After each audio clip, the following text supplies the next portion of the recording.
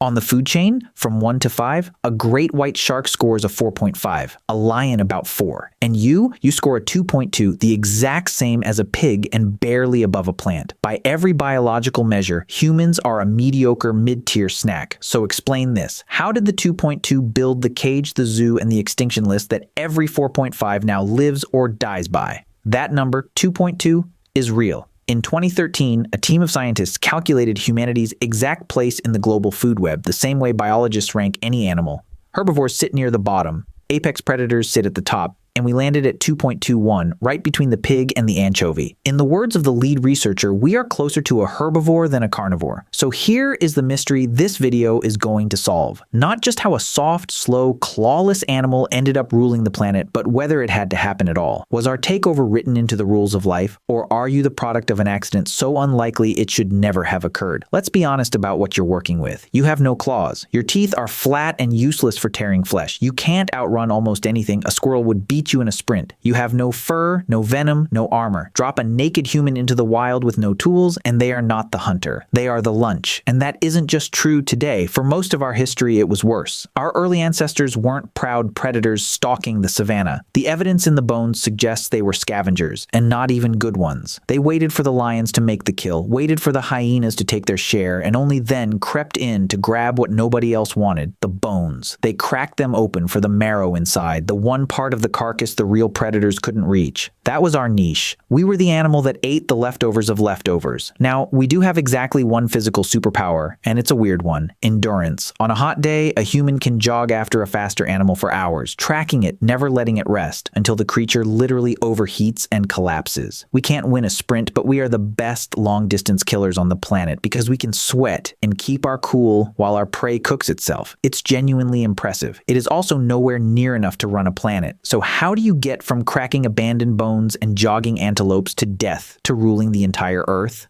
Here's the trick, and it's the most important thing about our species. We never climbed the food chain. We cheated our way out of it. Every other animal is stuck with the body it's born with. If you want to hunt, you need better teeth, better claws, better speed, and that takes millions of years of evolution. We found a shortcut. The first one was fire. Somewhere around 1 million years ago, we learned to control it, and cooking did something no set of teeth could. It pre-digested our food, unlocking so much extra energy that we could afford to grow an absurdly large, expensive brain. Then that brain built the claws we were never born with. We couldn't outrun prey, so we invented the spear and killed it from a distance. We couldn't overpower a mammoth, so we used language to coordinate a plan, and 30 of us took it down together. And here's the part that really broke the game. Every trick got written down, taught, and passed on. A lion cub has to learn to hunt from scratch. A human child inherits 10,000 years of accumulated knowledge before it can even tie its shoes. We didn't evolve into a predator. We downloaded predation as software. But if you look closely, we didn't actually climb to the top of the food chain. We did something stranger. We removed the top. Think back to the start. The shark, the lion, the animals that outrank you. Where are they now? For most of history, the real apex predators were monsters that hunted us. Cave lions, saber-toothed cats, giant hyenas. Every one of them is extinct, and it is not a coincidence that they vanished right about the time humans showed up with spears and fire and a plan. The predators that used to sit above us are gone, and their surviving relatives, the lions, the tigers, the great whites, now exist almost entirely at our mercy. That 4-scoring lion from the start of this video lives in a fenced-off park on land we allotted it, kept alive by our decision not to wipe it out. Today, no animal on Earth is hunted or saved, endangered or protected without us deciding it. We didn't just walk away from the menu. We started writing it. We are not a predator that reached the top. We are the animal that fired the manager and took over the whole building. Which brings us to the real question, the one that should keep you up at night.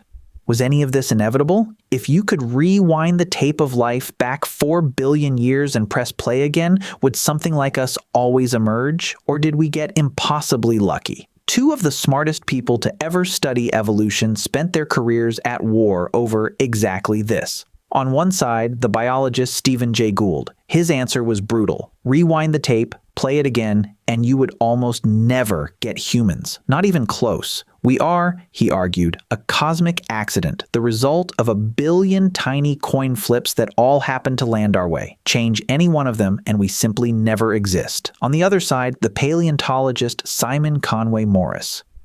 His answer was the opposite. Rewind the tape, and something like us shows up almost every time.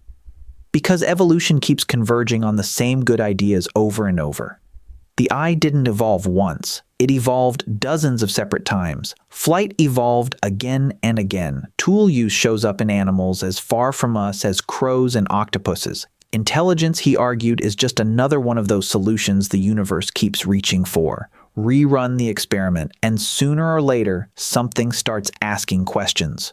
So, who's right? Here's the uncomfortable truth. We don't know. The debate is still unresolved. But when you look at the actual record, it leans somewhere unsettling. Because our kind of intelligence, the fire-building, planet-running kind, has evolved exactly once. In 4 billion years, on a planet absolutely stuffed with life, it happened a grand total of 1 time. That is not what inevitable usually looks like. And biologically, our brains are a genuinely reckless bet. Yours is about 2% of your body weight, and it burns a full fifth of your energy, a gas-guzzling organ that only pays off if everything else lines up perfectly. For most of Earth's history, nature tried muscle, armor, teeth, and speed instead because they're cheaper and they work. And we came terrifyingly close to not making it. Around 900,000 years ago, our ancestors nearly went extinct. One study estimates the entire breeding population crashed to roughly 1,300 individuals. That's not a species, that's a small music festival. If a single bad winter had finished them off, the most powerful animal in the history of the planet would have quietly ended before it began, and no one would ever have known it almost happened. So what would have had to go differently for you not to be here? Almost nothing. A slightly harsher stretch of climate during that bottleneck. A different ape winning the evolutionary lottery instead of ours. The spark of fire never quite catching, or catching in a species too solitary to pass it on. Any one of those, and Earth stays a planet of ordinary animals. The seat at the top sits empty forever, and there is no one around to notice the vacancy. For us to be here, an enormous number of things had to break exactly our way. So here's where that leaves you. You are a 2.2, a mid-ranking omnivore with soft skin and flat teeth, descended from an animal that ate the marrow no one else wanted. By the rules of nature, you should be somewhere in the middle of the food web, nervously watching for something bigger. Instead, you are the only creature in 4 billion years that climbed out of the food chain entirely. Not because your body was superior, but because your species learned to think together across time. And whether that was destiny or the luckiest accident in the history of the universe, one fact holds either way. You are the first animal that ever got to ask the question. Every other species just lives inside the food web. You're the one looking down at it from the outside, wondering how you got there. That's the strange gift of being human. We're not the strongest thing that ever lived, or the fastest, or the deadliest. We're just the first that ever noticed the game and figured out how to stop playing by its rules. The lion doesn't know it's in a park, you know, and that knowing is the whole reason you're the one holding the keys.